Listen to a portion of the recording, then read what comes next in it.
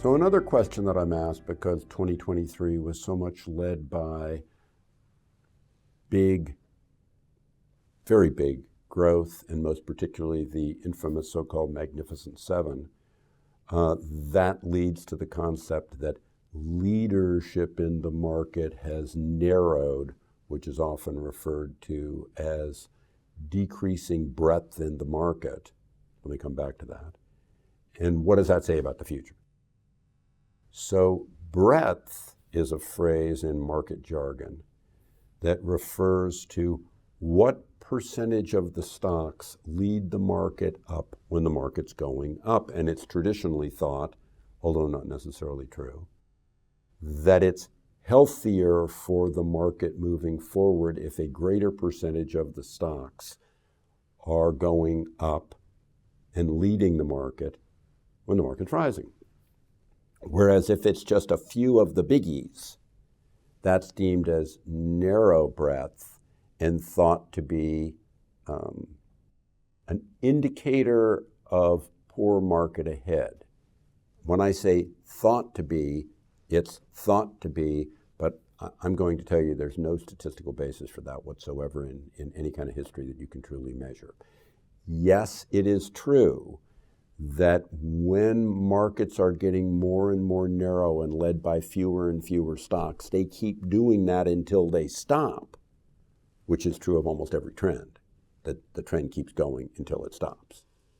But there is nothing about narrowing to a given level that has a predictive future stock impact.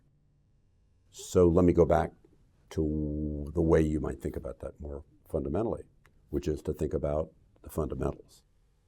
What was it fundamentally that was driving those fewer and fewer stocks to continue doing better than the market? And is that thing going to continue over the next 3 to 30 months? And if it will, market breadth will keep getting narrower and narrower and narrower and narrower. And the people who think market breadth narrowing predicts bad markets will keep getting more and more freaked out. They'll keep getting more and more wrong until the fundamentals change and go against that kind of stock, those few stuff.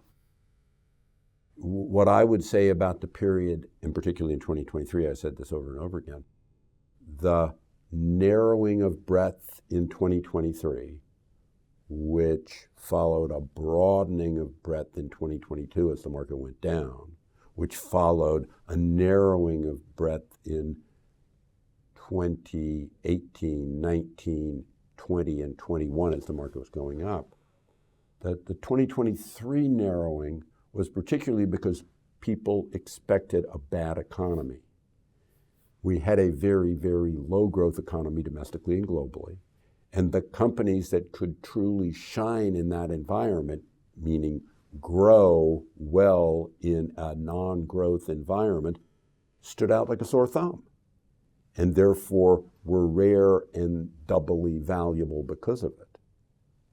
If you have that same environment in 2024, that'll continue.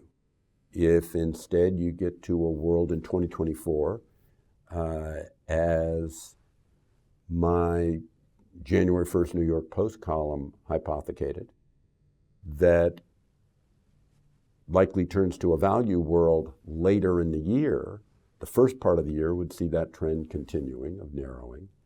And when you shift it to value later in the year, you'd see the broadening. Will my forecast of that be right? That's a debatable issue, because you always know you can be wrong.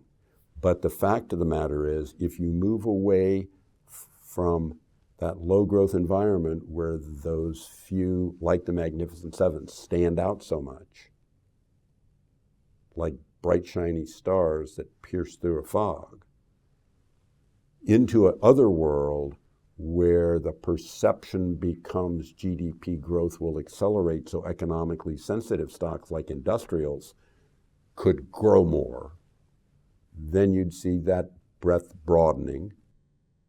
It wouldn't necessarily be bad for the market. What really becomes bad for the market is if you actually move into a recessionary world that takes down all stocks in a narrow breadth world, because it impinges on those economically sensitive ones, which is a bigger number of them. Thank you so much for listening to me today. I appreciate it. I hope it was useful for you. Hi, this is Ken Fisher. Subscribe to the Fisher Investment YouTube channel if you like what you've seen. Click the bell to be notified as soon as we publish new videos.